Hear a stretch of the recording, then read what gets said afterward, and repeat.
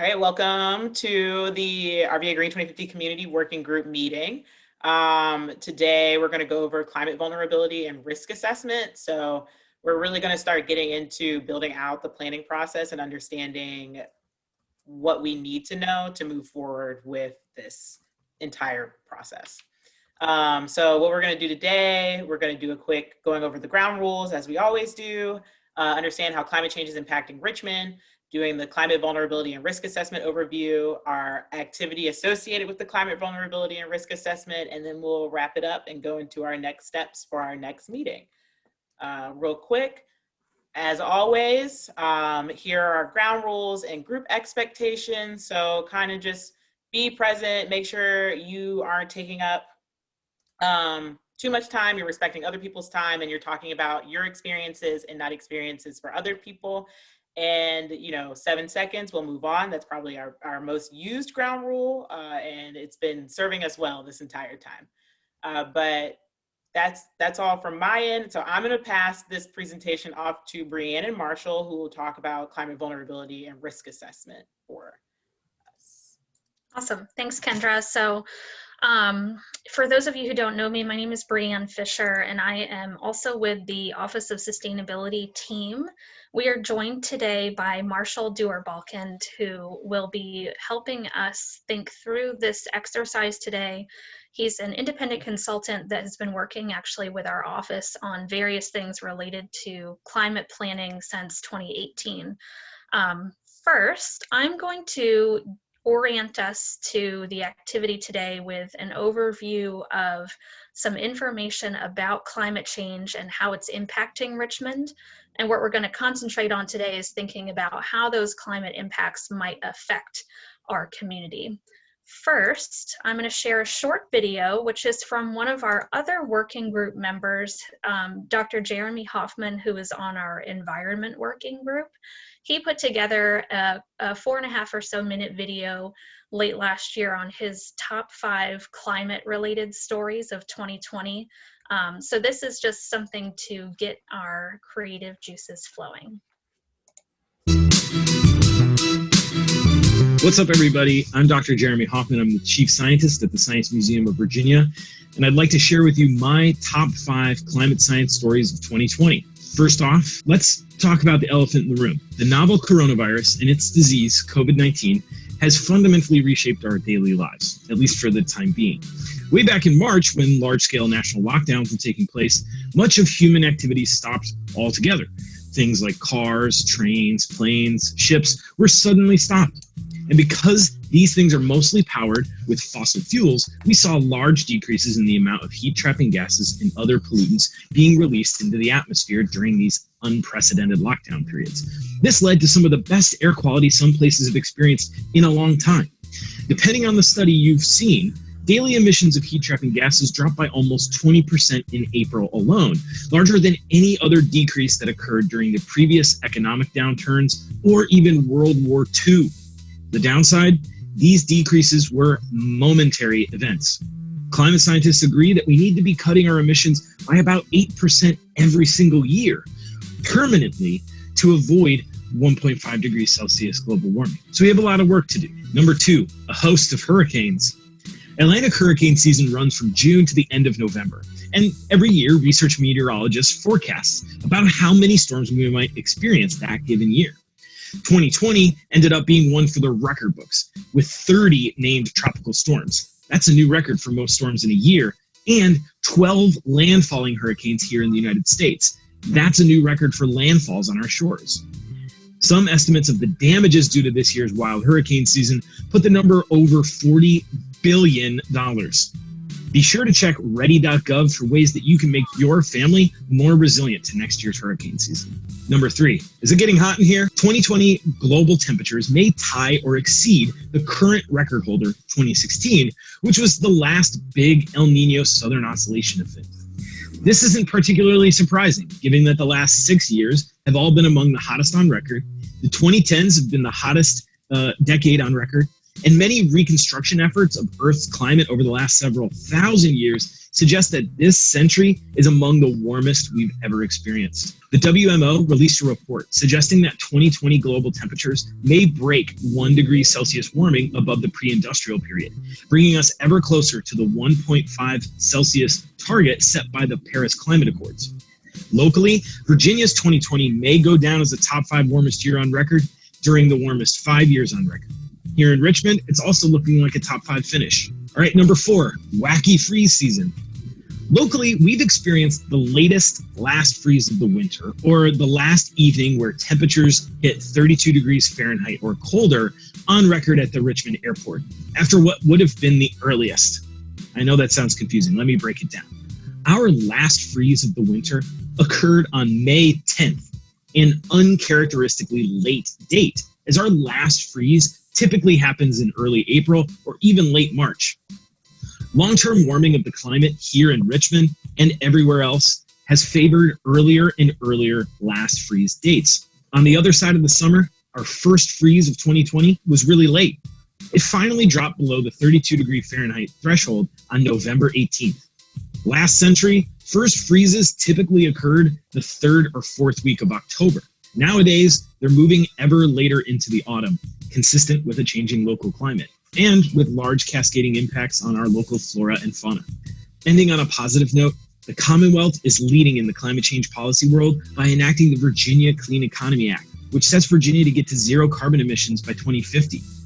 While these plans currently fall short of benchmarks set by the Intergovernmental Panel on Climate Change over the next few years and decades, and some environmental and business groups have their reservations about particular aspects of the policy, the Virginia Clean Economy Act represents one of the largest leaps forward in energy policy for any state in the entire country.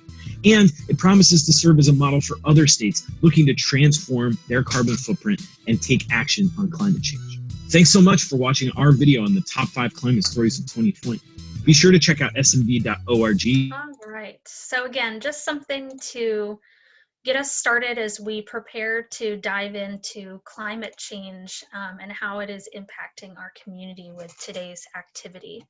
So I'm going to share the slides. All right. So what we are hoping that you all can do today during the next 2 hours or so is help us conduct part of a climate vulnerability and risk assessment for the RVAgreen 2050 planning process.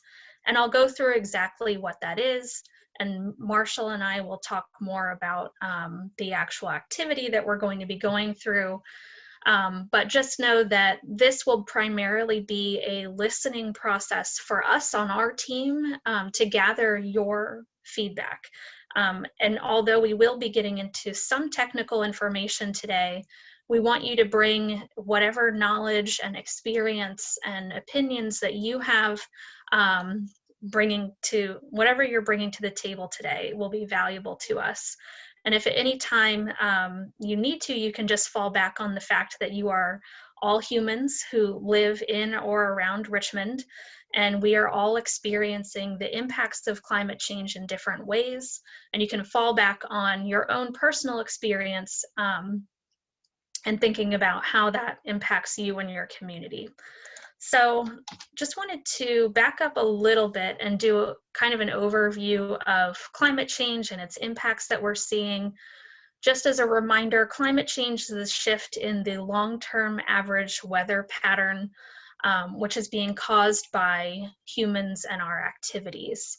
Namely, the big sources of greenhouse gas emissions globally and right here in Richmond are from buildings and the energy it takes to power our buildings, our transportation activities, as well as our solid waste. And all of those activities produce greenhouse gas emissions, which contribute to the warming of our atmosphere, and that produces various climate impacts and shocks to our community right here in Richmond. If you take nothing else away from what climate change is doing to Richmond, just know that it is getting hotter and wetter. These are some data that we have gathered with the help of Jeremy at the Science Museum, to understand a little bit more how climate change will be changing our weather patterns in the future. We are worried about two sort of categories of climate impacts. One is around heat. So we are seeing already and going to continue to see higher average temperatures throughout the year. We are seeing more hot days or dangerously hot days when it gets over 95 degrees. And then we are seeing more intense and longer heat waves, which is a period of 3 days or more where it reaches 95 degrees or above. And then on the other side of climate impacts is the threats that we face due to water. And so what we're worried about here are more intense and more frequent precipitation events. More of that precipitation is coming to us in the form of rain, less of it in the form of snow. These events are happening, again, more frequently, and also they are producing more rain during a shorter amount of time, which for a city like Richmond, which has an older stormwater infrastructure system, poses a lot of problems.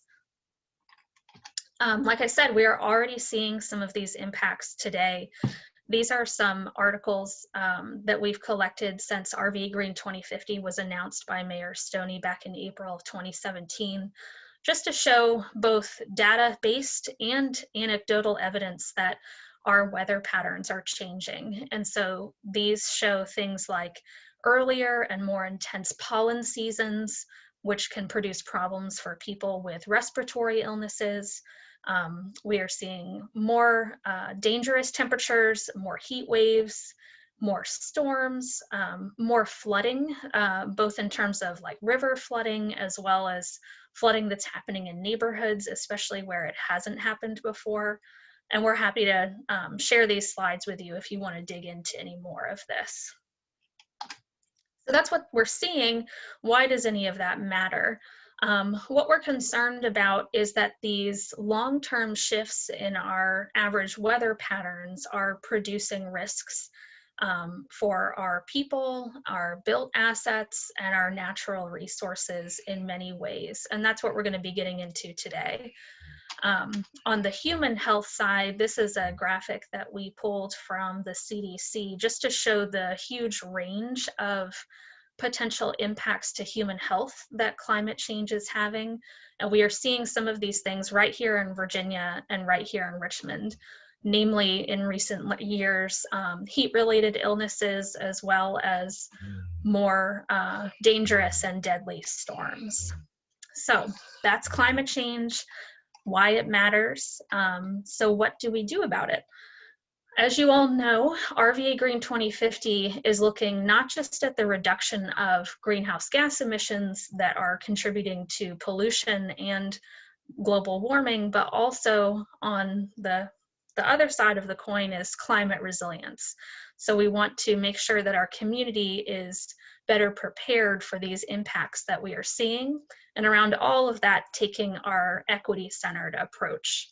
So what we're going to be doing today is part of the climate resilience planning that looks at, okay, we have data on how Richmond's weather will be changing in the future. What does that mean for our communities, our built assets, and our natural resources? And then what we'll be doing with you all and our other working groups moving forward is taking all of the information that we collect today from you and coming back and saying, okay, these are the high priority sort of areas or risks. Let's work together to develop strategies to enhance the resilience of those neighborhoods or built infrastructure or whatever it is, so that it can better withstand those climate impacts. And just in a little bit more detail, this is the three-step process that we are going through with this assessment. So we've already gathered a ton of data on what the impacts of climate change are. Again, we're looking at two sort of categories of threats. On the heat side, we're concerned about just generally more extreme heat, which can be really dangerous to human health as well as infrastructure and natural resources. as well as more frequent, intense, and longer heat waves. And then on the group of threats that I'll call water threats, just for ease of communication, we have several things going on. So we're seeing more frequent and more intense storms, so just more deluges of rain that can overwhelm our stormwater management system, as well as more flooding, both in terms of river flooding as well as localized or neighborhood-based flooding, which can be caused by many factors. And I'll also note that sea level rise is playing a bit of a smaller role, even though it's not listed here. I wanted to note that sea level rise will impact us to some extent. The sea level rise generally is impacting the Atlantic Ocean, which is then impacting the Chesapeake Bay, which then impacts the James River. So we are projected to see some somewhat slight increases in the level of the James River because of sea level rise. However, what we're more worried about is how that increase in James River levels could combine with the more intense and frequent rain events to produce more flooding issues. So even though it's not listed here, we are considering sea level rise as part of these water threats. So then what we're going to be doing today is moving to, okay, this is what is happening, what might happen in the future, what are the risks to our people, our communities, our built assets and infrastructure, and our natural resources and environment.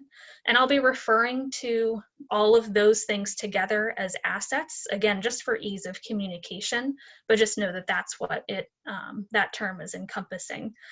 So what we will walk through with you today is this last piece, which is how do we evaluate what the potential vulnerabilities and risks to those assets might be? We will discuss with you in our breakout rooms in more detail these three elements. We will look at sensitivity, so how much is a particular thing or asset or system potentially going to be affected by something like a heat wave. On the opposite side of that coin, we will look at adaptive capacity, which is, okay, let's say even if, a flooding event happens, is there some way that that asset or system can naturally bounce back from that threat and be okay? With this, we might think about something like in coastal communities, how buildings and houses can be built on stilts so that even if there is a flood, generally, depending on the depth of the flooding, obviously, those things have some built-in resilience. And then the third and probably most detailed element of this that we'll be discussing today is consequence. For this, we're going to take sort of a doomsday approach just to make it a little bit easier in our minds to assume, okay, worst case scenario, if this asset or system, whatever it is, faced a total failure because of some catastrophic, flooding event, let's say, what are the consequences or the repercussions for the broader community? So this is looking at people, especially those in historically disenfranchised communities and those who are already more vulnerable to the impacts of climate change and natural disasters. These could be folks with underlying health conditions, people who don't have access to transportation, among a number of factors. We'll also be thinking about the literal costs of the damage of some sort of catastrophic event. And then we'll be considering the impacts to other systems that our community relies on to function, which includes public safety, economy, public health, and natural environment. And again, we're going to be walking you all through these in more detail. So that's just an overview of what we'll be talking about today. I also wanted to note that there's a fourth element to our vulnerability assessment, and this will be conducted primarily internally in our office. But in addition to thinking about hypothetically what could happen, what are the potential risks, we're going to be looking at all of the data that we've gathered to determine where we have people and built assets and natural resources that are actually in harm's way, that are actually in the neighborhoods where we have more of an urban heat island effect, or are actually in our floodplains or things like that, to determine which assets we need to evaluate for adaptation strategies. So same exercise, I just wanted to walk through one example that would be a little more relevant to this group. So some of us will be looking at an asset like hospitals as part of this activity. And so if we were to say, consider the threat of flooding and how it could impact hospitals. As far as sensitivity, we could think, hospitals are obviously buildings, they have other facilities associated with them. In terms of sensitivity to something like a flood event, we could imagine that depending on the depth of that flood, that it would be at least somewhat sensitive to the impacts.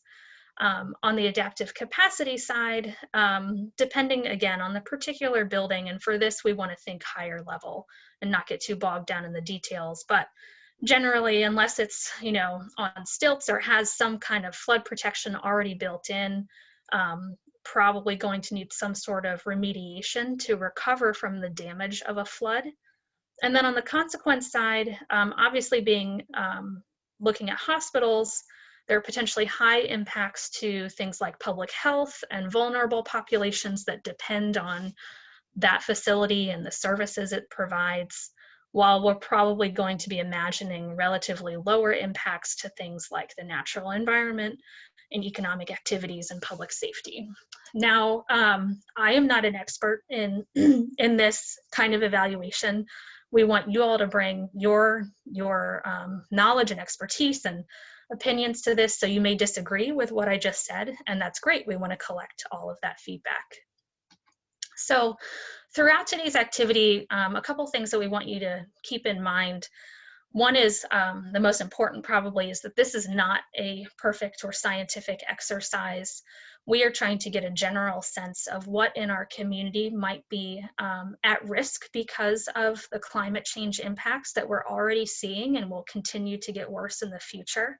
And so we want you to bring your judgments and opinions and discussions from whatever knowledge and experience you would like. We will be primarily listening and guiding you all through this exercise, but we are here to answer questions as we can. We do not have time today to get into the weeds of any one particular asset. We don't want to think about one building, let's say, for most of these. We want to think more generally about impacts to the community, but we can meet up with you or take your feedback in whatever form you'd like to provide it one-on-one later if you have additional thoughts. And then, like I said before, try not to get too bogged down in what will actually happen. For this, we're looking at it being mostly a hypothetical exercise of, we know generally based on the best data that we can get right now, that Richmond is facing more dangerous heat, more rain, which will cause more flooding. Thinking about that, what are the potential impacts to these areas that we'll be covering today? And then in the future, we can always revise this based on any new data that we receive. So getting into the actual activity, we have a couple tools that we will, or a few tools actually, that we will use to help you all, navigate through this. And if we were not in COVID times, we'd be doing this in a big room all together, probably in groups at like big tables with lots of big pieces of paper and Post-its and stickers and maps and all kinds of stuff. So we are trying to adapt this activity to obviously a virtual and safe environment. The primary tool that we will provide to you all in just a few minutes is a link to a SurveyMonkey survey, which is where we will ask you to record your individual thoughts and knowledge as to the potential risks to the various assets we'll be covering. In addition to that, between me and Marshall, who will be facilitating the breakout rooms, we'll have a number of other things that can help us with the discussion. We have these slides, which will serve as a reference for any kind of terms that we're using. more information about the assets we're covering. We also have maps that show some of the assets we're looking at in case we want to see, where exactly these things are located in Richmond, if that's helpful. We will also have Kendra and Kyla helping us in each breakout room to take notes. So in addition to the feedback that you provide individually in the SurveyMonkey tools, we'll be capturing the discussion through this being recorded, obviously, and then also through note taking. So last slide I have is backing up a little bit to just show how this fits into the overall process that you all are a part of. As you know, RVAgreen 2050 is a planning initiative that the city and through our office has undertaken that looks at the nexus or connection point of equity, and particularly racial equity, climate action, or the reduction of greenhouse gas emissions, and climate resilience, which is what we're concentrating on today. And each of those elements, we are working with you all and working with outside experts, doing research to bring in various technical inputs and tools to help us then draft strategies that will be reviewed by the community. The equity screening tool that you all looked at your last meeting is an example of one of these tools, and the vulnerability and risk assessment that we're going through today is another one. So what we'll be doing, looking forward to the next 3 meetings or so of all of the working groups, is bringing all of this information together along with your input and knowledge to draft strategies. And then we'll be taking that out to the community to get their input in April. So any questions about anything that I covered related to, climate change, generally what we're doing today, anything like that? I think there was good afternoon. This is Bill Lawson. I work out of the Office of Emergency Management, and this is totally in our wheelhouse, right? So regionally there, and I could go on all day. I'm going to try to keep this as brief as possible. In the chat, I put in a couple resources. One, there already is a regional hazard mitigation plan. Page 71 in there pulls up the lists that the experts in the region thought were the most impact. Flooding is number 1. You see at the very top where it says 1 of 22, 1 of 22, or yeah, it's 5.1 is the table. But anyway, I just want to point out that there is a whole plan that's redone basically yearly, or sorry, not yearly, every 5 years. It's vetted, and there are mitigation actions that come out of that. So finding the flood-prone structures and doing what we can to acquire, raise, or not make those flood-prone structures anymore fit within that plan. So I just wanted to pull that to your attention because it lists out where those things are that were vetted regionally, as well as how it breaks out just for Richmond itself. So it's Perfect. 232 pages, I think, so enjoy. But I just want to make sure that folks knew that that was there. It goes into a lot of depth on those different things as well. Yeah. The other piece is that Richmond's very unique. We're on the falls, so we do experience tidal issues below the falls, but above the falls, we don't have that problem. So just adds another little wrinkle onto how some of that flooding stuff works. But awesome. I'll be quiet, but I have a lot I can give to this part.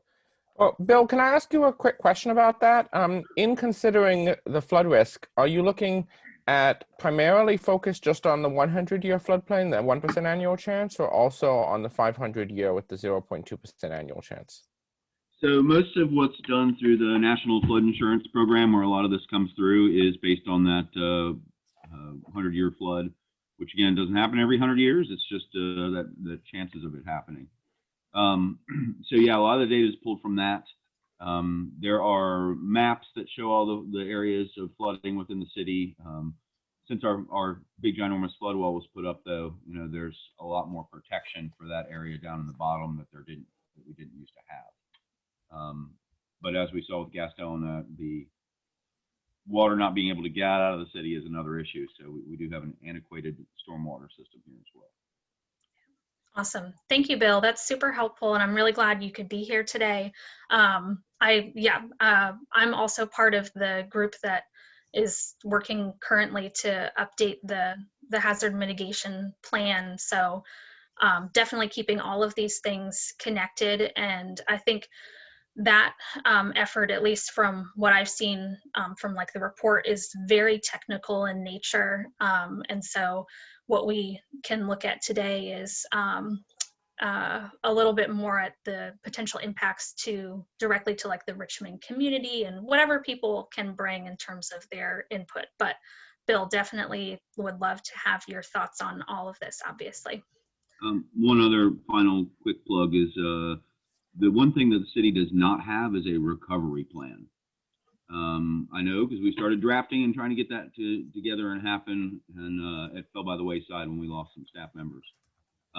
But that's something that's going to really impact how we operate post-disaster, right? We're not going to stop the disaster, but at least if we can make it so we're operating better and getting our communities back, and what are we doing with our community centers and all those other things to help bounce that community back. So perfect.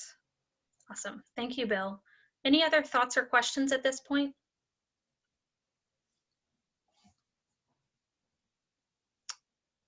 Seeing and hearing none, I'm going to hand it over to Marshall for a few minutes, and he's going to walk us through a little bit more specifics about the activity that we'll be breaking out into in a bit. Sure. And there was one question in the chat around the timeline we had for future impacts. Brianne. Awesome. Yes. So going back to, where's this one?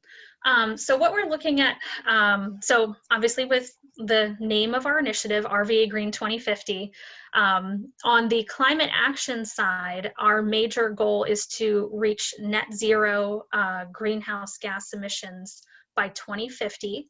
So 2050 is sort of one of the key timelines that we're looking at in terms of climate impacts. So that's why some of this data that we have is looking at about mid-century in terms of how many more days per year might we expect to see these dangerously hot days and things like heat waves.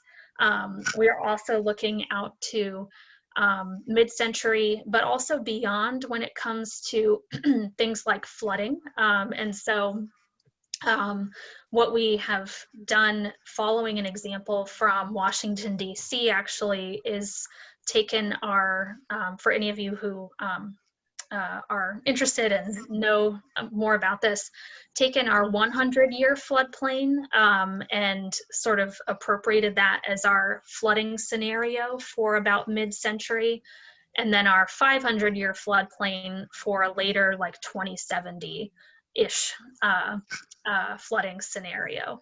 And then on the sea level rise impacts, we have looked at tools provided by the federal government through NOAA, which project the impacts of sea level rise through the end of this century. And I believe what we would potentially be looking at in the James River, again, like Bill mentioned, just up to the falls, which is around the 14th Street or Mayo Street Bridge, about 1 foot to 1.5 feet of sea level rise impacting the James River. So let me know if there are any additional questions I can, clarifications I can make there. Thanks, that makes sense. I was the one who asked that question. Perfect.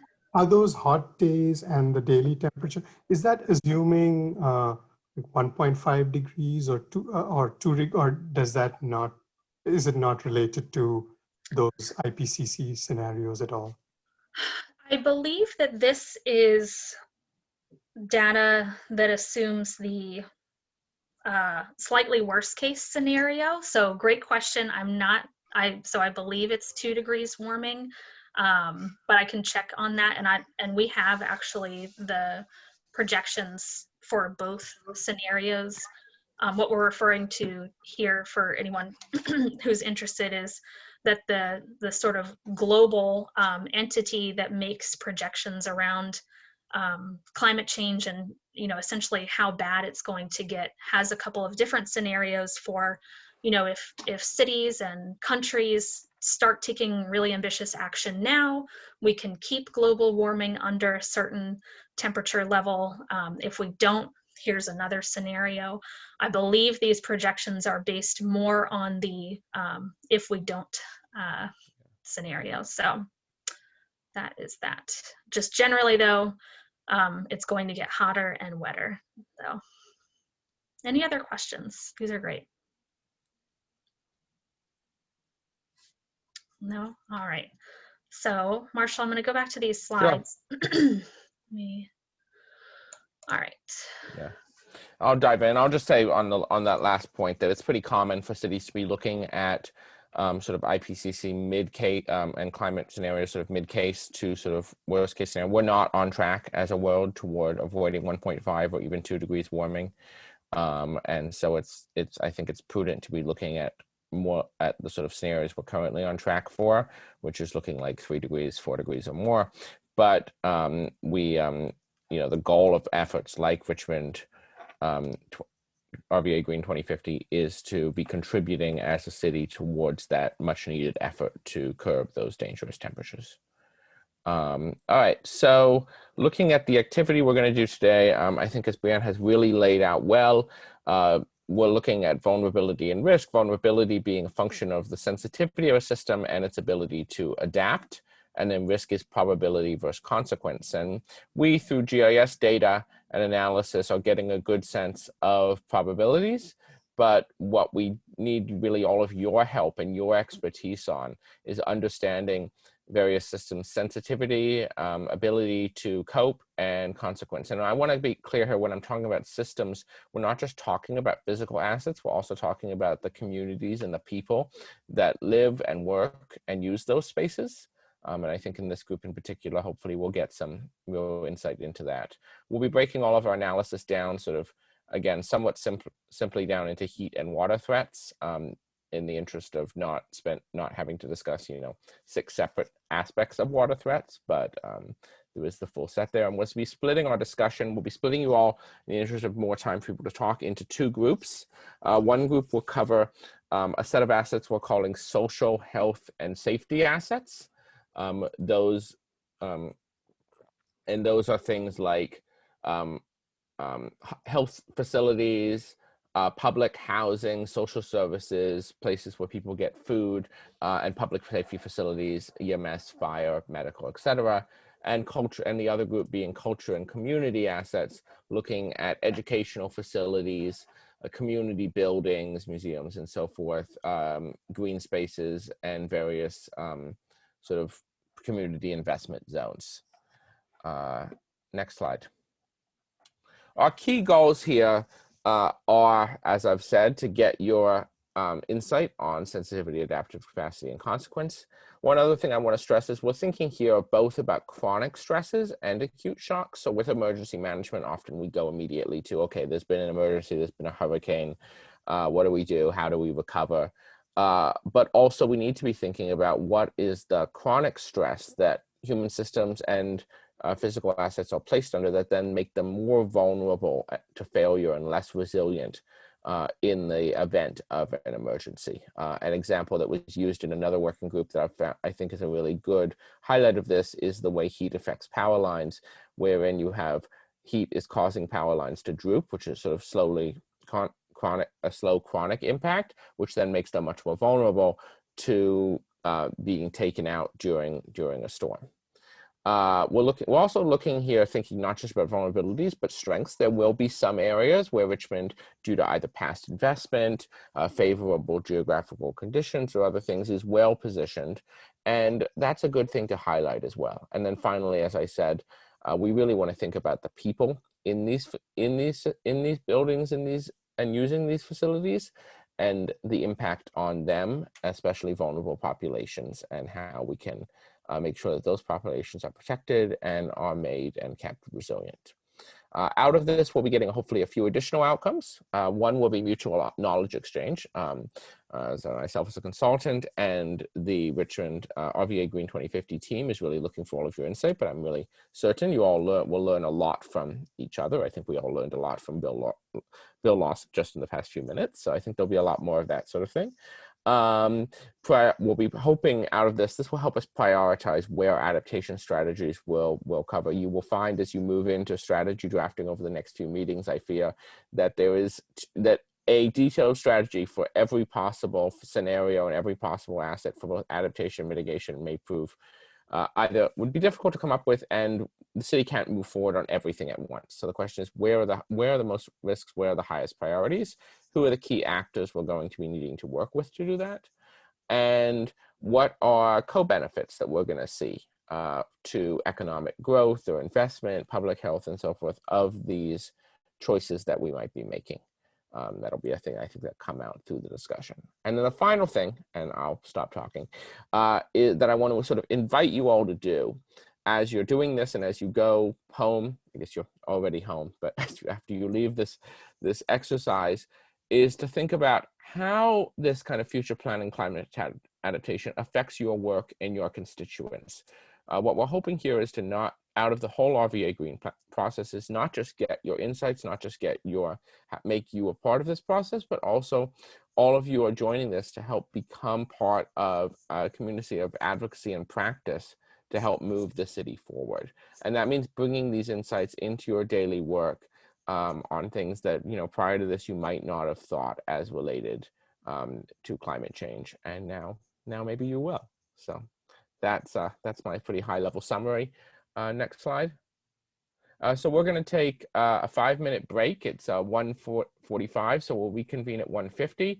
And Kendra and I will be taking the social health and safety group, and Brianne and Kyla will take the culture and community group at that time. So please all take a 5-minute break, use the bathroom, stretch your legs, and then come back and join us. And please indicate that you're back by either turning on your video or giving us a sort of text message or thumbs up.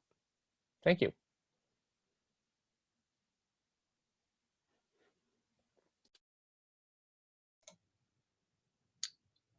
All right. Kendra, are you good for breakout rooms now? Am I good? Like I made you the host. Or Oh, you did? yes, I think.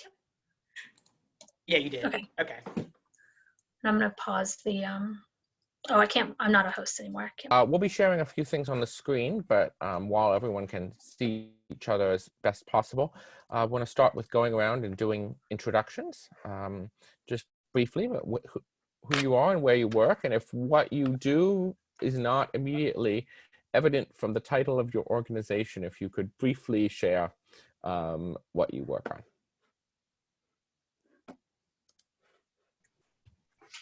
We'll start with Anja. Hi, yes, I'm Anya. Yeah, sorry. It's okay. And I have an interest in climate action and resilience, but don't work in something related to that. I have a 25-year marketing career and project management career.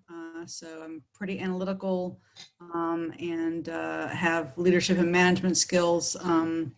But other than that, simply an interest in this. And I do live in the city. Okay. To Travis. Hello, everybody. I'm Travis Woods with the Office of Community Wealth Building. I'm one of the managers here with the Office of Community Wealth Building. I work at the Marshall Street location on the backside of City Hall. And I am here. I have some marketing background and been working in the city, volunteering and doing different things for years. Been working officially with the city for the past 3 years, but I'm here just really learning and taking in the knowledge, and it's definitely piquing my interest. So I'm excited. All right. Bill. All right, good afternoon. I am Bill Lawson. I work for the Office of Emergency Management here in the city of Richmond. As I said earlier, we do a lot of stuff revolving around natural disasters, man-made disasters, that sort of thing. Really where we fit in is once we get past that level that first responders are able to handle it on their own. So that's where we come in with planning and reaching out for assistance and all that kind of good stuff. So we were very busy over the past week or so dealing with potential threats coming to the city, as well as just living in a coronavirus environment. So I have no doubt of that. Thank you. Nikhil? Hey, hi, everybody. My background's in finance and analytics. So most recently, I had started a company and I'm trying to transition to work on climate change. But so right now it's a lot of interest, like Anya mentioned, very similar. I used to live in Richmond, but now live in the suburbs. And Thank you. Kelvin? Hello, I'm Kelvin Harris, and I work same office at Travis, Office of Community Wealth Building, Project Development Manager. I actually now working in City Hall on the 15th floor and work with special projects. My work has been around economic development and workforce development, and I guess my interest is about the economic impacts of, climate change, and also some of the opportunities like with green jobs, solar, and different things like that. Great, thank you. James?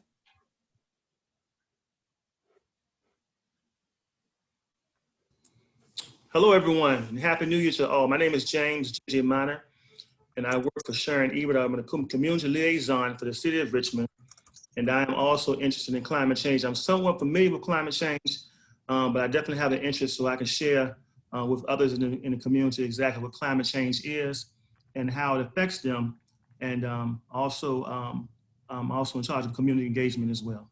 Wonderful. And then John?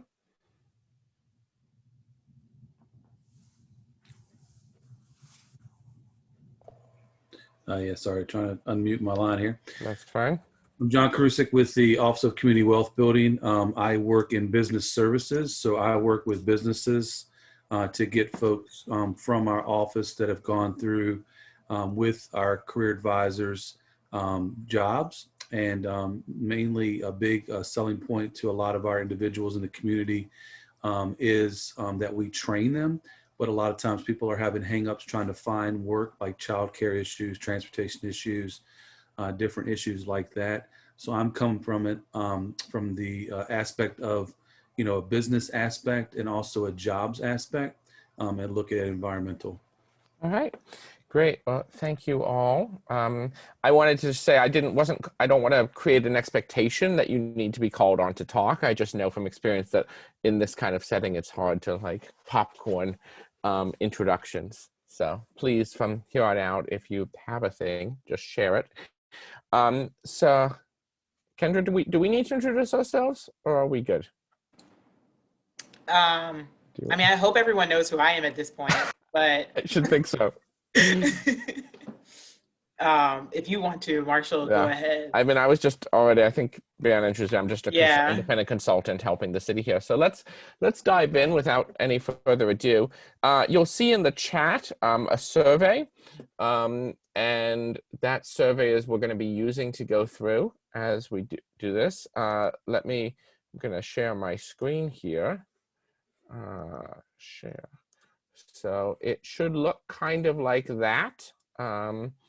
And is everyone seeing having the survey up? Anyone having trouble pulling it up? no problems here. All right. Cool. We'll assume everyone has it. So the way this is gonna work is as we're gonna talk and popcorn things out, and we're gonna invite you to go through the survey on your own as we're going through this. So the survey is designed to reflect your independent assessment and thoughts. And so everyone should be filling out a copy of the survey as we go through this. And you shouldn't feel obligated to say the same thing or check the same box that someone else might say. We really want to sort of pool everyone's knowledge and insights here. So we'll start with talking about the social health, the health assets. So this is the wrong thing, sorry.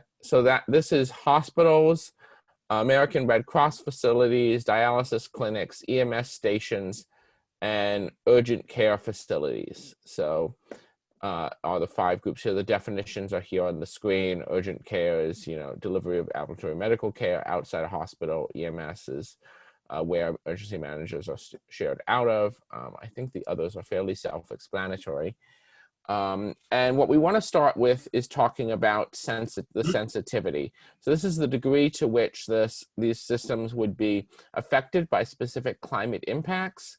How are climate impacts currently stressing assets? So if there have been instances of flooding or heat stress on impacting the operations of some of these assets, that would be a really valuable thing to know and to share. Or how is it expected or thought about for the future? That is, and we're sort of ranking this, thinking about this from sort of high. It's very susceptible to climate impacts to not really a concern.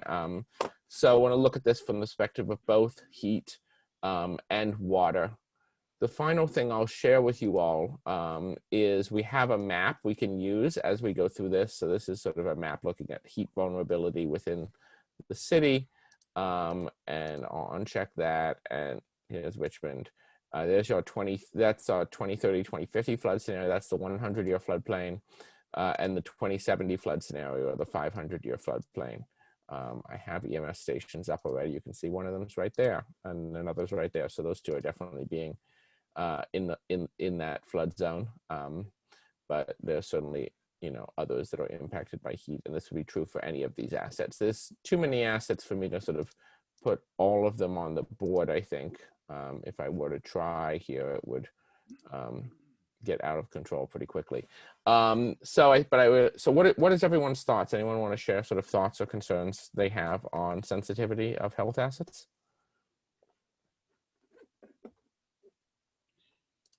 What was the definition of an EMS station? And I asked that because I know the ambulance authority around here kind of parks. It's not in a building necessarily. Yeah, so the definition here would be a location where emergency medical service personnel are stationed or based out of, or where equipment is stored ready for use. So I think if the ambulances are being parked in a particular place, even if it's not within a certain station, I think that would also be within the area of concern here. Again, we've put stuff on a map, but that's sort of a starting place and a guide. I think you all may, in some cases, know better than anyone else sort of where concerns might be. Does that help? Yeah, I just didn't know because fire stations could fit into that same. We're going to talk about fire stations down under public safety.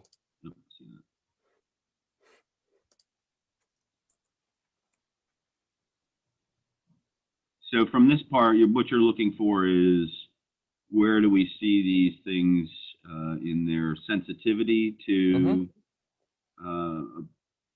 climate change?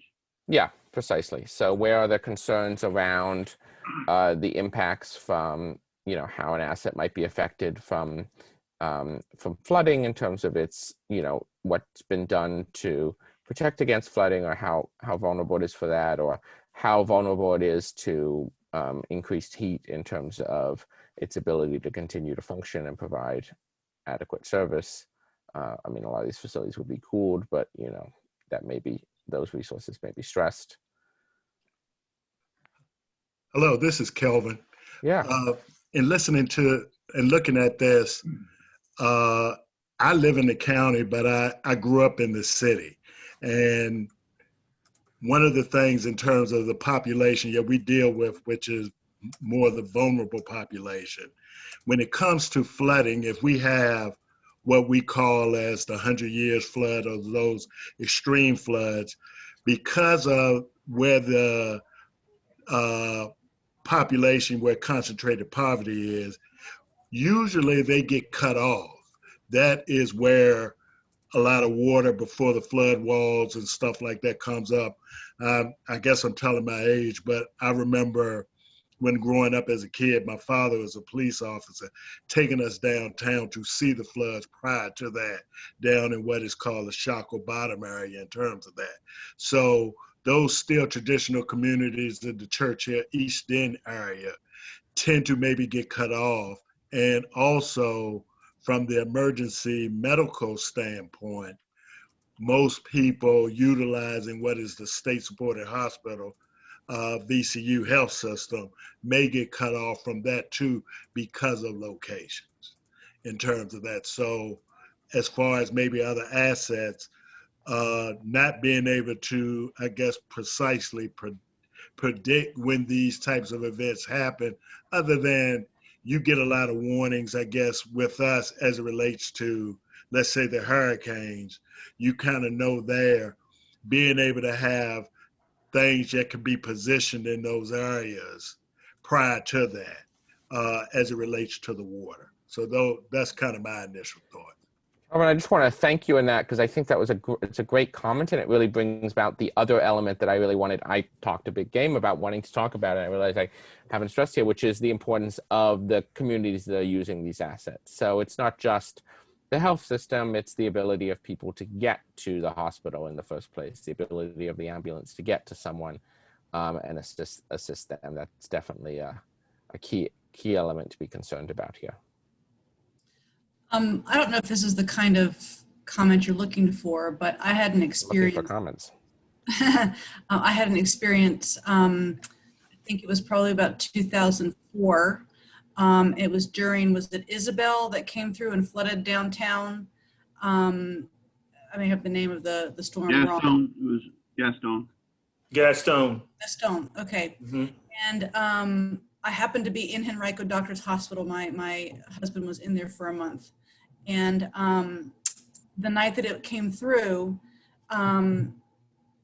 we were on the top floor. His room was on the top floor, and the ceiling was leaking. And they were having to condense patients in rooms to get away from the leaking roof. And so I don't know if that is a common problem in hospital facilities around town. But as there are these, fiercer storms, short but fierce storms increasing, that is something to be considered, that it actually affects the building during the storms. So that's a really great point. And we are going to see more sort of these sort of, in addition to more hurricanes, more microburst and sort of very fierce, sometimes unexpected storms. So I had a comment. Yeah. I think you had up there where it said food pantries. Yeah, we're going to get to food pantries in a little bit. We're trying to focus, welcome everyone. We're trying to focus on health facilities right now, health assets, hospitals, dialysis clinics, Red Cross, EMS, and urgent care, and ability of people to use those services. That's what we've been talking about, the sensitivity to both heat and water for that. In the interest of time, we'll sort of move on to the next section here, which is also the next question about these facilities is adaptive capacity. So is a system or how are people able to adapt to the changes very well or very poorly? Things that we can think about here is sort of where has past investment made an asset well positioned or not, where have for flooding, where have there been existing barriers and protections been put in place to protect against waters, or where is there, still a big issue with water drainage, for example, or flooding, for example, and that hasn't been dealt with yet. These sorts of questions.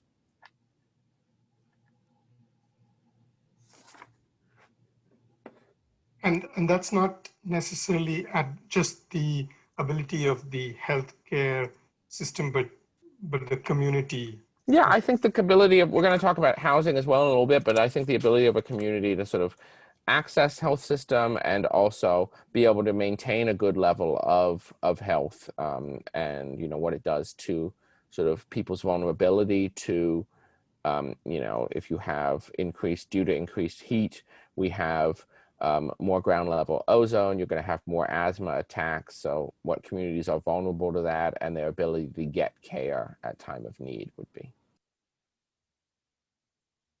another example.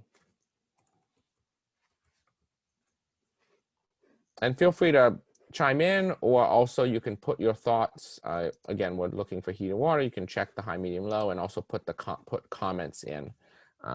Again, here with adaptive capacity, high is good, even though with sensitivity, high is bad. So they are flipped. You can share your thoughts now, or just put them in the comment box within the surveys if that's more comfortable for people. I think the one thing that affects these groups' ability to serve the community is essentially power. You know, with when the Chippenham Hospital lost power, those things aren't supposed to happen. Their backup system was affected as well, which kind of had them lose power. So I think a lot of them have those redundancies in place. I think when you start to look at the ability for people to get there, as well as the different levels.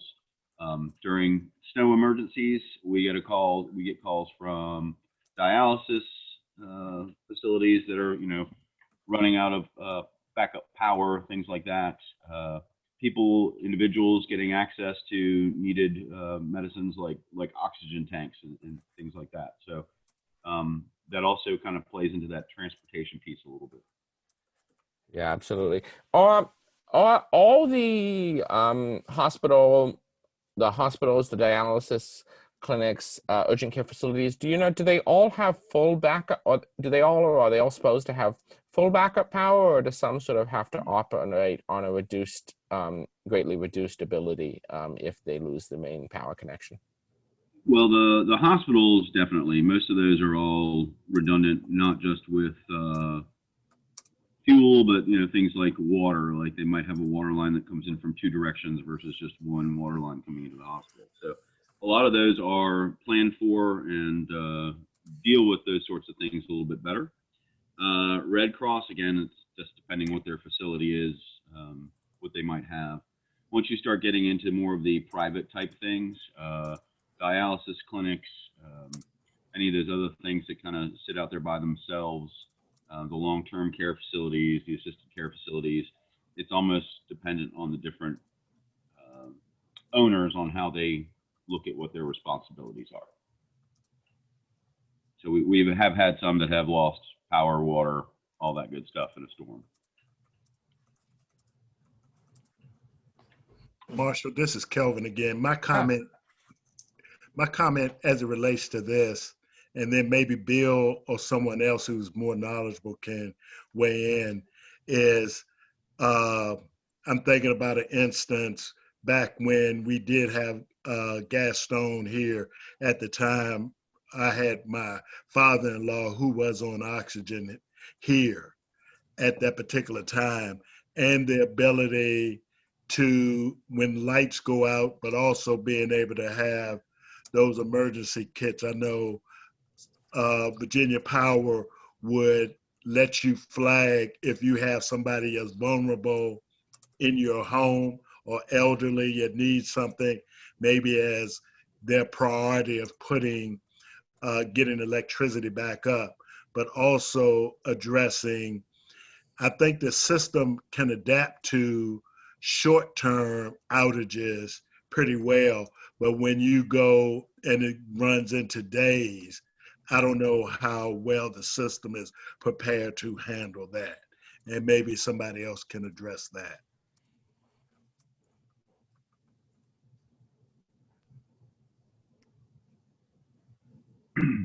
Sorry, I keep hitting mute, but yeah, I think that's exactly kind of the conversation we need to have is how to ensure those things are happening.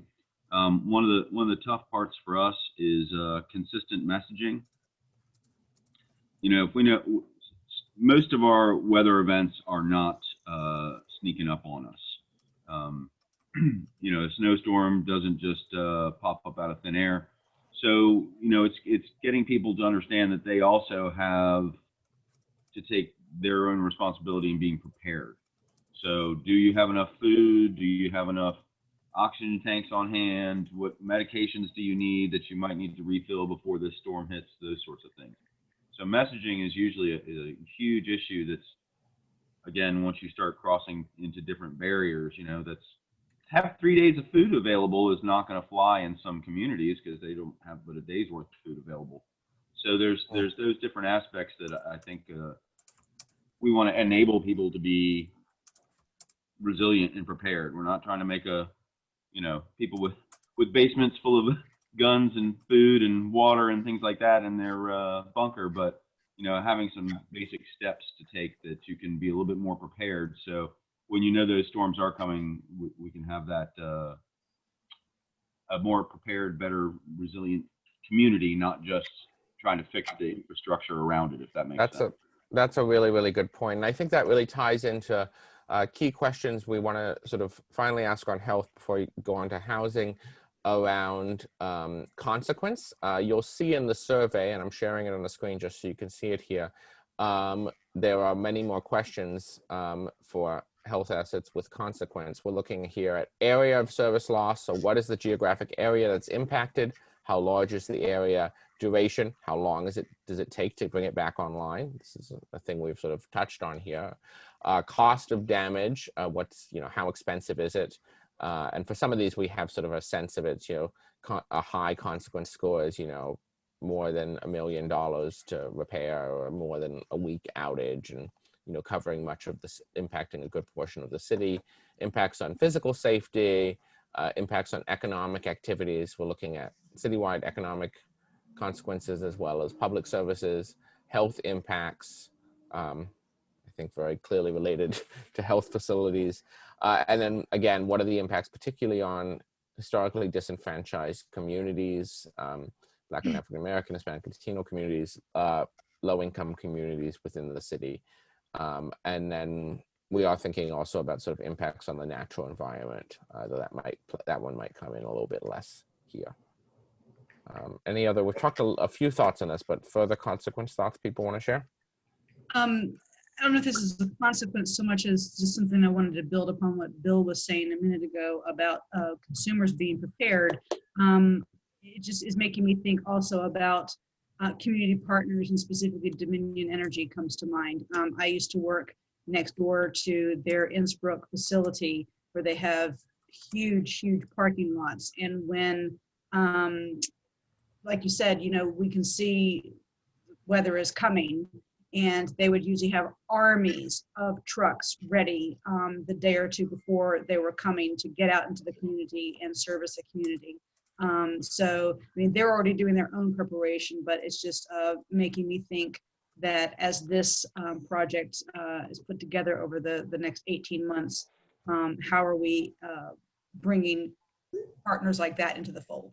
Yeah, we have another working group looking at buildings and energy, and we had some representatives of Dominion on that, and I facilitated a conversation with them a few days ago. I'm going to, in the interest of time, not repeat in detail what they said, but it's definitely a thing we're looking at. Yep.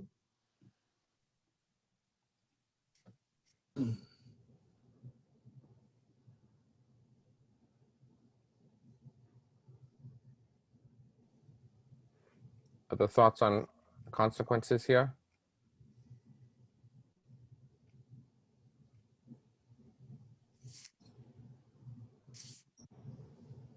All right, well, I think there's a lot we have to cover here, so I'm going to try to move us on. Please do fill this out with your thoughts. Again, if you're honestly not sure, you can say not sure, but fill it out. The next set of assets we're going to be talking about, I hate driving things forward, but I guess that's my job, is talking about housing and building assets. We're particularly concerned here, so this would be a question of housing overall, but in particular, I think concern here would be sort of the HUD and RRHA affordable housing properties and their resilience to flooding and to heat impacts. Social service facilities, including the cooling stations during heat waves, homeless facilities, and we talked a little bit about nursing and assisted care earlier, but the exercise has grouped that here. So also sort of the nursing care facilities where you have high concentrations of elderly adults. So, and again, thinking very much here about the physical asset, but the people, also the people in it, vulnerable populations living here. So again, thoughts on particular sensitivities we've seen in the past, or we might see in the future with housing assets in the city. Sensitivity.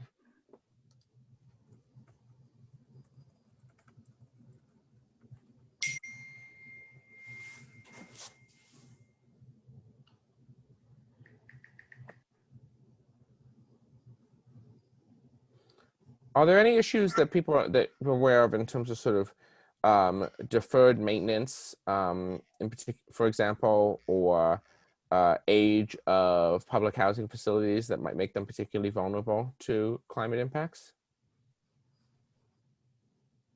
Yes, sir. I would say, Yeah, I agree. a leading question, perhaps. I'm sorry, but Travis, go on. yeah, with I feel like RHA and HUD properties are pretty old. Already need a lot of repairs done to it, and so forth. So any type of hurricane storm, it would easily cause more damage, and it would actually, I would think it would place a lot of individuals, causing the homelessness population to increase. It just really displaced a lot of people with the HUD properties and RHA, or the Big Six, all being connected together within a few, 5 miles, I guess, within each other. It would cause them to be displaced, with them all being bundled together, with all those different challenges already taking place with the level of the challenges of the properties already being not built at the level that it's supposed to be built right now. So the structure's already kind of like challenged. So it would definitely be a challenge for them to actually, if a storm actually came across that at that particular time. And in terms of the heat, likely more in heat islands, and just as you'd mentioned, they're older, so the insulation is probably going to be worse, and heating and air conditioning also not kept up to date. I think the weather vulnerabilities have more of effect than possibly the water in those particular areas, particularly some of the older and larger ones where they are brick and cinder block type structures where the foundation is there. But we have known that in the last couple of years, there was a heating crisis when we had severe cold at a couple other places. And I think also, like you said, the heat poses a lot of issues because of all of the concrete not having green space directly in proportion to that, to those areas also. Absolutely. And yeah, you can see, I pulled up on the map again, sort of the overlap of some of the HUD and RHA facilities with sort of the areas with higher heat vulnerability within the city. So it definitely tracks. Have there been, you said there was heating crisis recently. Can you talk a little bit about what that was? Yes, there were complaints in a couple of the housing projects about maintenance not being done. I can't remember the year. It hasn't been that long ago, maybe a year and a half ago, where we had that extreme cold for the long period of time. JJ can remember which actual housing, but the city had to intervene where actually people had to be moved out of some places. And yes, and then actually there were discrepancies on who was supposed to take care of these types of concerns, but it ended up being a large number of people who did not actually had heat and didn't have accessibility to space heaters and stuff like that, which then causes another economic impact in terms of them financially, in terms of electric bills and things like that. Mm-hmm. Kelvin is absolutely correct, and I want to thank Travis too for highlighting the Big Six, because it is they have some serious issues with infrastructure and have been having it for a long time, for decades. As a matter of fact, they just had a public comment period as far as with the RHA meeting earlier this week, and folks are still having some of the same issues with heating or with some of the other things that's going on that's affecting them. So I echo everything that Travis and Calvin is what they're saying.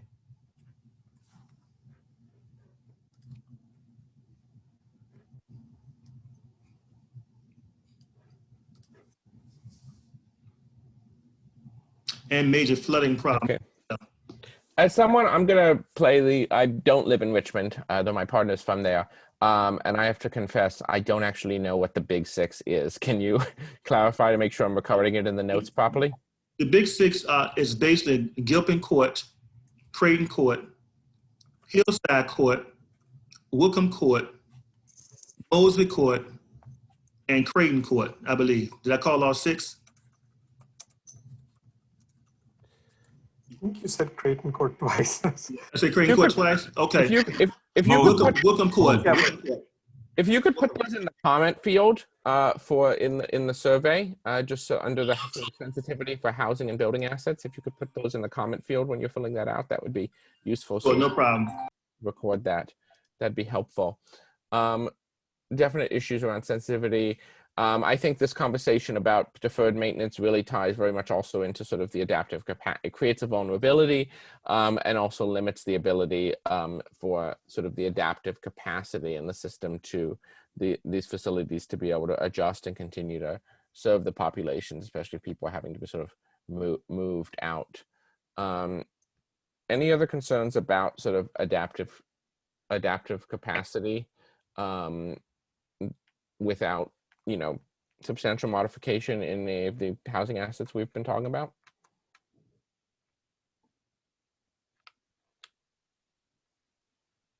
I know we haven't talked a lot about nursing facilities. We mentioned it a little bit earlier when we were talking about health, but are there any particular concerns about sort of nursing facilities in Richmond that should be highlighted here as well?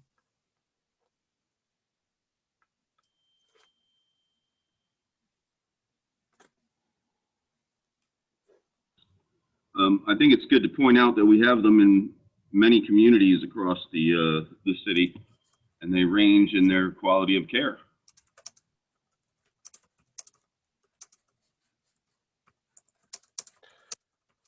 That's important to note for sure. And what about how homelessness and I know I live up in Washington D.C. and I know in D.C. we have, you know, a lot of problems with the sort of homeless facilities not actually providing sufficient safe and, you know, heated places for people to actually be in. Have there been issues in Richmond around the homelessness facilities?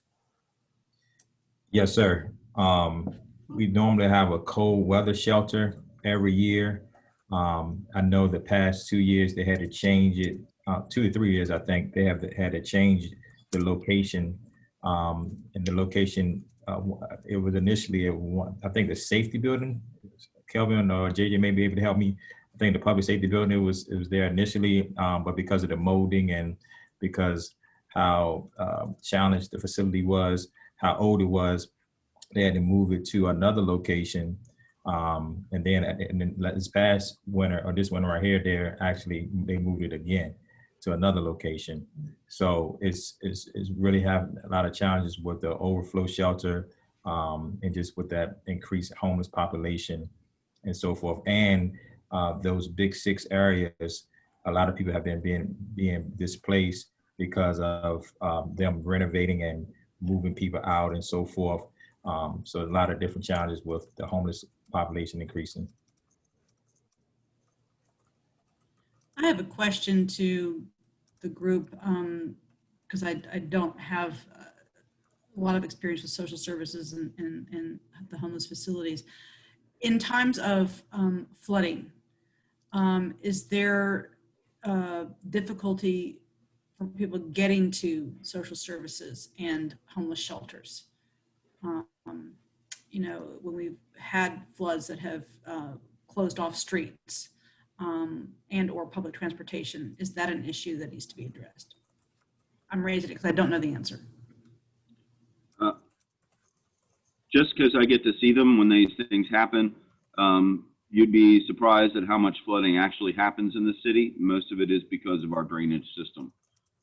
That's where you find those, intersections that get flooded and things like that. I don't think the impact from that is going to cause you too much heartache from getting around. When we were out in Abingdon, Virginia, talking with them about some flooding back when I worked for the state, and they said, yeah, this section of the road floods with just about every rainstorm we get. And I said, well, what do you do about it? And he goes, well, just go around on the other street, So they were just letting the water go over the road at that point. So I think it comes back to how much of an impact the flooding is actually going to have. Gaston level flooding is going to shut a lot down, but we typically get a few closed roads with every decent sized storm. I can weigh in, I guess, a quick personal experience around Gaston. I was actually working at a daycare facility in Northside near Battery Park at the time, and trying to make sure yet all of the kids got home. We had set up overnight facilities there. Thankfully, everybody got home, but it was time for me to go home. By me being a Richmond native, that was a situation where I live in Northern Henrico. Just because I knew the city, I knew where high water parts were and where there were low-lying areas, like there's an area that you go underneath down 4th Avenue as you head over to Church Hill. Yet to avoid doing floods, that low-lying base, like as you can see on the map. But I think if it's that type of flooding there where people need to be able to be in place, and we know that most of the areas in high poverty utilize public transportation, and usually public transportation is sidelined. So I don't know whether emergency transportation has to be looked at in those particular cases. And just a quick note about, I guess, the emergency warm weather shelter. There's a lot of rules as it relates to when that can be open and when it can be closed. And I know Bill and them do a good job when, like you said, when we know that there are major weather events. I think the city is able to mobilize schools in neighborhoods to be able to be emergency shelters pretty quickly. But whether people can get there or not, the good thing is usually there may be schools within areas that it may not be too far to get to. Good to note. I was just going to follow on with that real quick and just say, yeah, that's usually that's not a huge issue when there's the city's very adaptable to that sort of thing. Unless we have a major event like Gaston, which was an ungodly amount of water that dropped in the city and wasn't able to get to the river because of our stormwater systems. That's one thing. When we look at that nuisance flooding and things like that, if there are people that are unable to get somewhere, most of the time arrangements can be made if they need to get something, like, again, an oxygen tank or something, or if they have a dialysis appointment they need to get to. Sometimes that works its way up through the city ranks and that's taken care of. But just remember that a lot of our they did a water rescue the other day where they were able to walk over to the car and just assist the person out of it. So a lot of the stuff that comes along with that flooding, they could have just opened their door and walked out and gotten their feet a little wet for making a bad decision to drive in the floodwaters. Yeah. So we are going to see more instances like Gaston in the future. We had the most active hurricane season ever this year, and we're going to definitely be seeing more of that. Before we move on to food quickly, just want to remind people, we've talked a little bit again about some of the impacts of consequences in terms of area and duration of service loss and public safety, economic, public health impacts. So please sort of fill that out. The circling back to this question of sort of deferred maintenance and the vulnerability that creates in housing, is there an assessment sort of how expensive it's going to be to actually address these issues?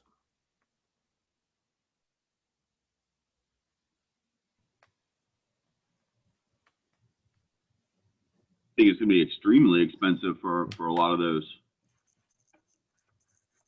You know, we live in a neighborhood that has a very bad stormwater drainage system, and it's affecting the roads and the trees.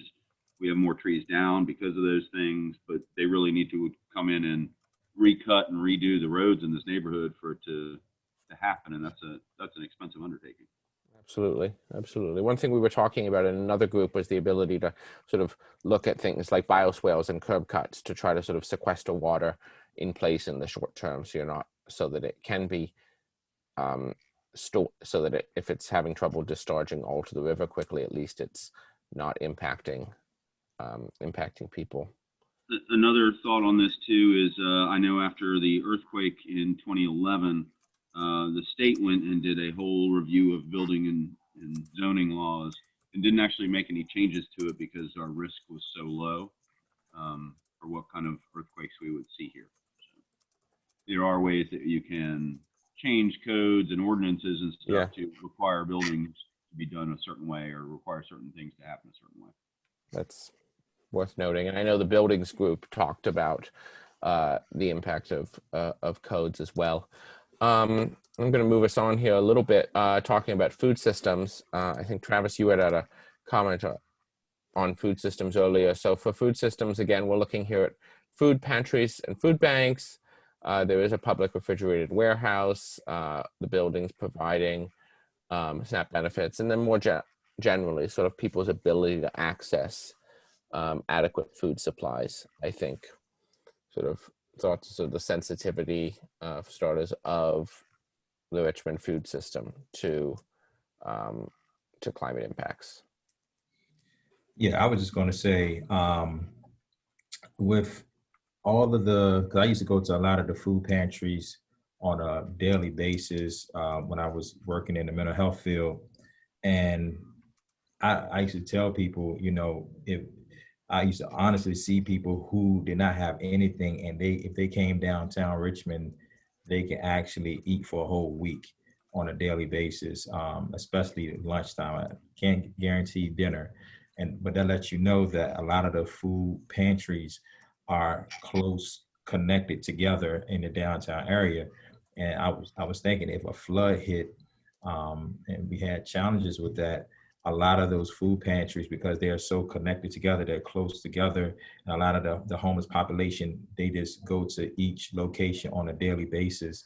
That they would definitely be challenged with trying to get food in that particular situation. So I just wanted to highlight that a lot of the food pantries in the downtown area, they're closely connected to each other, and as far as, you know, the distance between each of them, the distance between them is not too far. So yeah, just want to highlight that. I pulled that up. You can see it on the map with a bunch of them connected around here in the downtown. When we the Office of Community Wealth Building, when we first got started, one of the overall deals that we explored is about ability for people to have adequate food. And this isn't a question of quality at this point, which is a whole nother issue that others probably can talk about. JJ, I know, was involved in that. But I think what we found in mobilizing that group together around the Central Virginia Food Bank was that having food here, that wasn't the shortage. It was the distribution network and ability to get it. And as it relates to the vulnerable communities, like, for example, in an emergency situation or whatever, again, like someone stated early, it becomes about ability to store or have ability to store multiple days, and to be able to have the resources to get that is, I think, another challenge.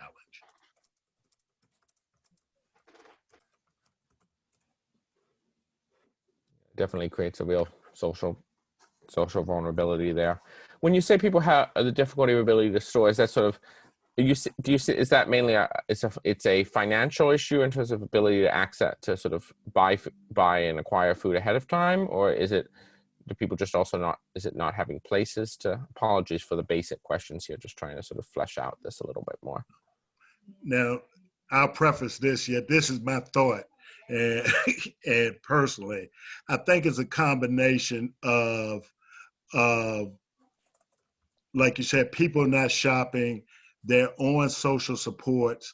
And then as some of those things get taken away in terms of whether it's SNAP benefits, and I think they've done some modification, I think it's some lessons learned, even if it's, I guess, something out of the pandemic, is that being able to make sure that people have food, but also the family. And that was one of the first things that the schools did as it related to this, which shined a light on that impact, knowing that you had a lot of people who, a large percentage of students yet in these areas yet on free or reduced lunch. And by schools being closed, those meals get taken away. So that was one of those things that had to be brought on. So I think it was the financial ability to have enough. And then also some education on, I guess, how to shop, where to shop. And that's another question about accessibility to good foods and actually being able to shop within your neighborhoods. Yeah, absolutely. Absolutely. Go on. No, I'm just hypothesizing here, but in a warmer world, the likelihood that food is going to get more expensive, it's also a possibility that could impact the resilience of food banks and others, vulnerable populations. Yeah. No, absolutely. I mean, where food can be grown is going to be changing. Yeah. Do we have public refrigerated warehouses in the area? We have one on the map. Let's see. I pulled it up. Where is it? I'm going to uncheck it and check it again so I can find it. There it is. Public refrigerated warehouse on 2900 Kofa Road. It's the only one we have on the map. Do you know if that, like, how does that compare to maybe a city like DC? I honestly don't know. We have a lot of those food banks and things like that in the area. So I just was curious on where we had a cold one, because that's also not in a, doesn't seem to overlay as well with some of the other warming heat maps and stuff. Yeah, I agree.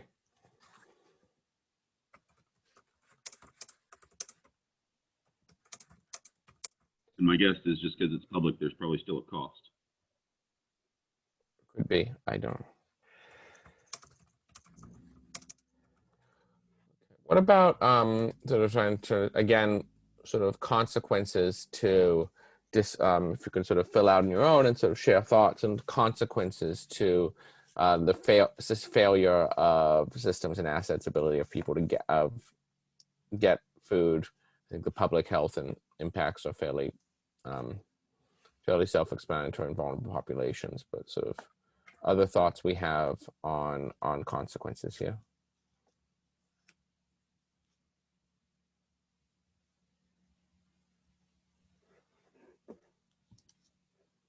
Because the other question I would ask is, what about food being sort of grown in and around Richmond in terms of community gardens and that sort of thing? How much of that is going on, and because that could be another area where there's an impact. There's some going on, but it's not enough. Yeah, I was going to say the same thing. We could definitely use a lot more gardening in the city of Richmond. You have certain organizations that's planting gardens in certain locations, but we definitely need more. Yeah. Definitely an area that would be impacted also by increasing heat and changing weather as well. Mm-hmm. And just from another emergency perspective there, when we start looking at mass feeding, there are regional, statewide, all kinds of groups set up to help with feeding when you look at like a storm ravaged area. So post an incident, a lot of that stuff whether it's you're getting food from stores or wherever, there are a lot of plans in place and steps that have already been taken to help make sure people get to eat.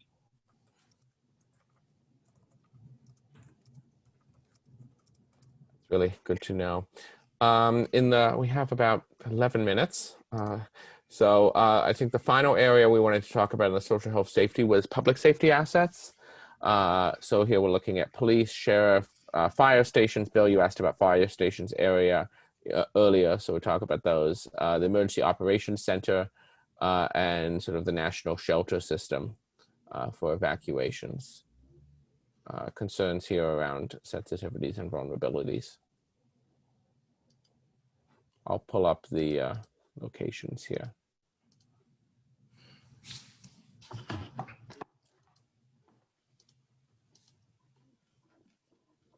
Find them all. There we go. It's all over the place. Did the emergency operations centers pop up? It did. There it is. Curious. There it is. 2400 Hermitage. Is that the right? Nope. That's our alternate facility. So it is one, but the main one is the 101 East Franklin Street at the library. I'm gonna make a note of that. I can throw it in the chat for you too. Yeah, if you could, or just put it in the, if you could put it, I think even better, if you could put it in your comments section within the survey. That's the easiest way for us to capture this. So how do we? Go on.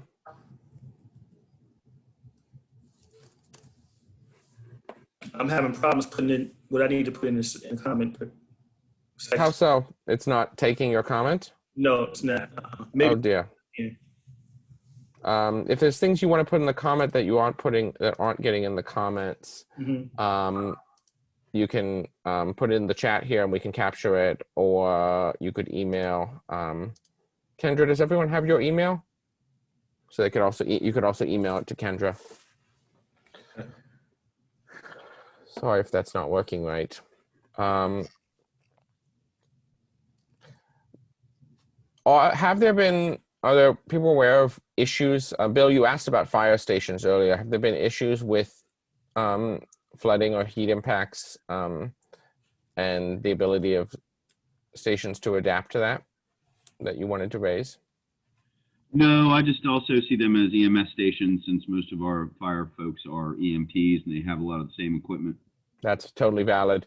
We just, when we were creating this exercise, we created some somewhat arbitrary groupings just to try to sort of structure the conversation.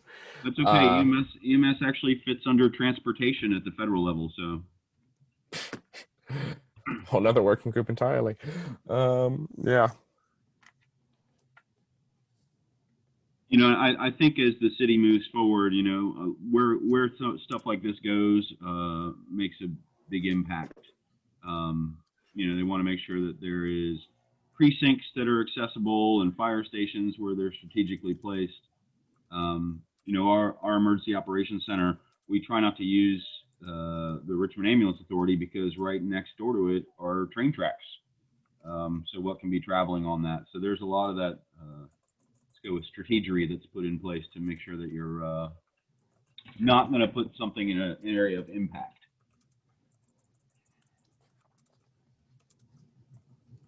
Is that a thing that's being actively sort of evaluated and changed, or is that an area where there needs to be sort of further assessment, you think?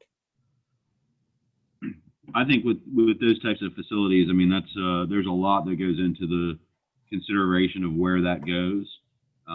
You know, if you look at adding another fire station into the mix, where do you need it to go to keep your service, to not lose service in one area and increase it in another? How do you spread that stuff out so it impacts the most? Yep. There are definitely some fire stations in the floodplain. So they might be in somewhere that can flood, but you know, looking at the FEMA flood maps, yeah, some of those are just like creeks and things like that. That's fair. That's true. You know, if you look at that area a little further to the left, near where you've got your social health in that whole area, they're showing that there's places along there that are flooded in red, but there's no houses there. There's no facilities there. All those houses are up on a hill that Fair are in that enough. area. Yep, right where you got like Williams Island and things like that. Mm-hmm. That's one of the things the city has done really well. We don't have a lot of structure along the river.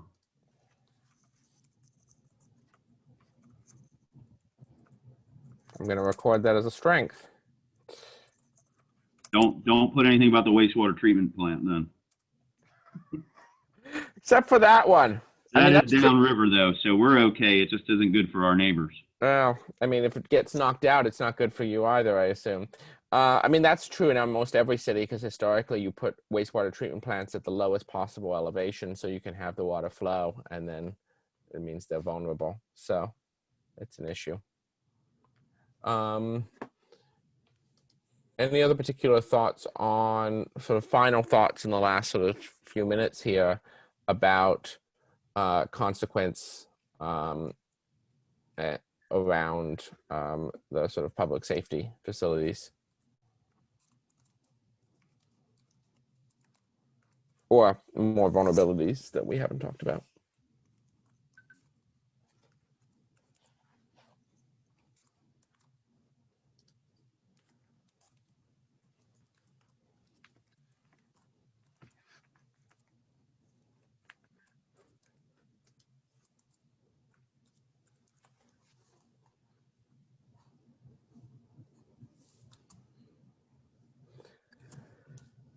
I guess sort of close out. We have 5 minutes. I guess to close out here.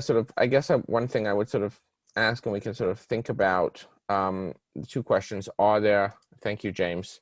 One is sort of, are there things we haven't talked about that are sort of on your mind that we think we should talk about, and also sort of how do sort of the hazards we're seeing sort of intensify and worsen sort of existing concerns for vulnerable populations in ways that we haven't talked about yet that are worth discussing. This is my kind of final thought, and I think someone said it earlier, and I think Bill also mentioned it in terms of when it comes to, I guess, emergency events. And I guess we maybe would get to this when we get to the strategy area, but be very cognizant of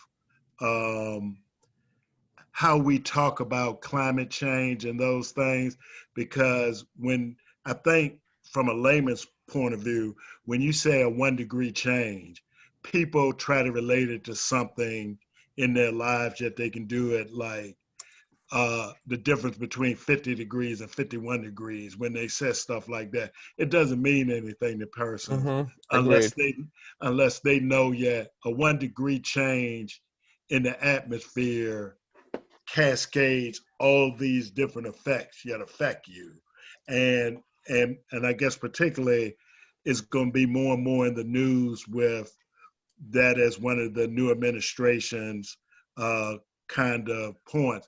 So the quicker we start educating people so they can start making decisions, and I don't know if we have any power to do that, even if it's little things for people to be watching out on, or some key buzzwords people can take away, I think would be good. That's just kind of my final thought.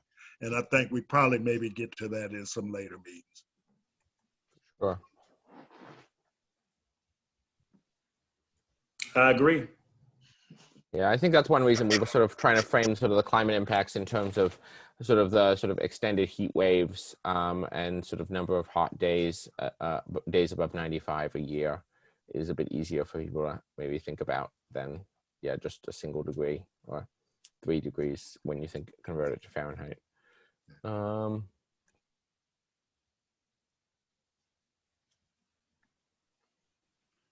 One thing you can do is just tell them that when you adjust them. So I was going to say that an easy way to do that is tell them what happens when the thermostat in their house gets adjusted 1 degree. Who notices? It's true.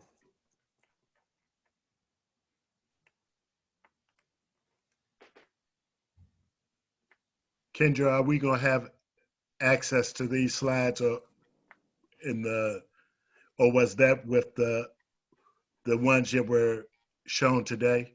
Yeah, I'll send out an email with them, and they're in the Google Drive folder, as well as the recording. And so if you want to look at the other group, you can do that too, what they talked about. Thanks.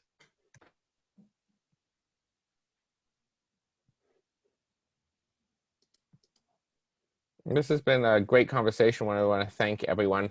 Please remember when you finish filling out the survey to click done, so that your thoughts can be recorded, because otherwise we will not get them. And I've definitely had people after some of the past working groups we were talking about this, following up with emails and further thoughts that they had, or they talked to a colleague and had some further thoughts. So please continue to share that with us.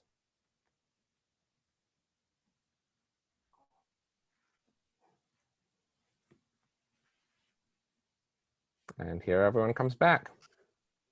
Kendra, I'll pass it back off to you. Thanks. Kendra, I think we're all coming back now, just as an FYI. Yeah, that's fine. Okay. Great meeting, I'm sure. I said this to the group that I was in, but if you want to see the recording from the other group, that will be available in the Google Drive. So you could see which assets were discussed in the conversation around those assets. But also the full meeting will be there, as well as the slides from this meeting, access to all of the links that we used throughout the meeting. And reminder that our next meeting is February 12th, Friday, of course, 1 to 3, lunchtime as usual. And there is the feedback survey for the meeting today. If you would like to fill it out, I just put the link in the chat to everyone. So you can fill that out in our last 5 minutes. And that is all. Thank you for coming. Thank you, everyone. Thanks, Thank guys. you. Thank you. Thanks, y'all. Have a good weekend. You too. Thank you, everyone. Thank you. Bye-bye. Bye. Thanks.